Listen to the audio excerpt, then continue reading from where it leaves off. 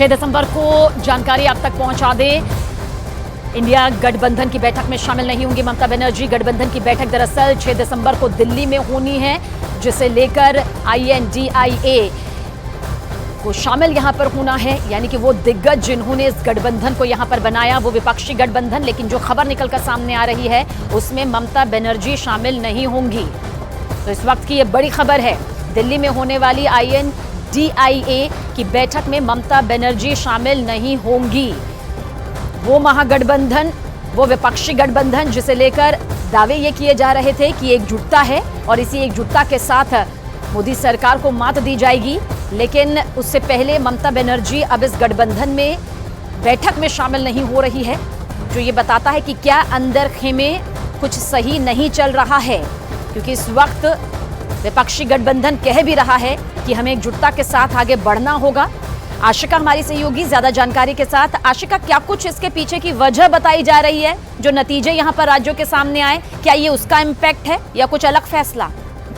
देखिए, लगातार जैसे ही कल परिणाम आए हैं, TMC की तरफ से सवाल उठाया जा रहा था, कांग्रेस का फेलियर बताया जा रहा था इसे। और आज भी मुखपत्र में भी पार्टी के यही लिखा गया है। मुख्यमंत्री ने साफ तौर पर आज कहा है विधानसभा में कि अगर सीट शेयरिंग की बात हो जाती तो फिर ऐसे नतीजे नहीं आते हैं। इसके लिए सीधे सीधे तौर पर कांग्रेस को जो है जिम्मेदार ठहराया। उसके बाद अब ये साफ है कि मुख्यमंत्री ममता बनर्जी इस बैठक में शामिल नहीं होंगी। हालांकि कुछ तय कार्यक्रम पहले से भी थे, लेकिन ये जो बैठक है इसके बारे में भी बहुत देर से जानकारी मिली है और ममता बनर्जी शामिल नहीं होंगी इस बैठक में।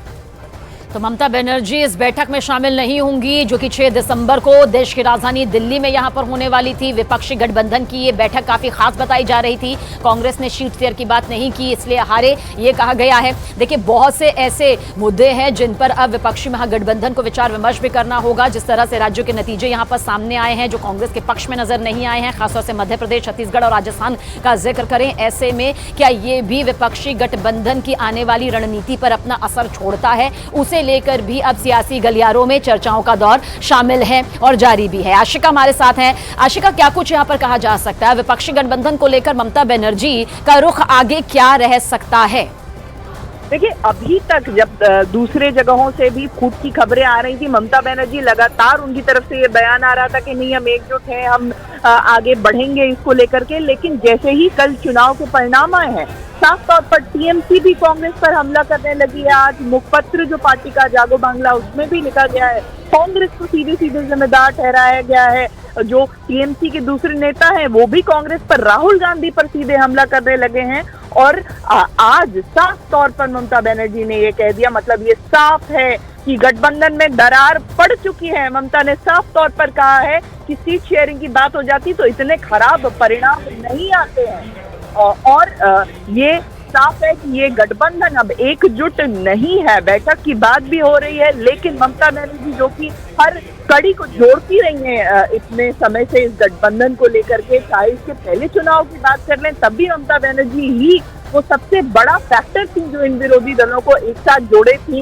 वो अगर इससे हट रही हैं, पीछे हट रही हैं, दूर जा रही हैं, तो ये एक बड़ा संकेत है दरार का इस गठबंधन में।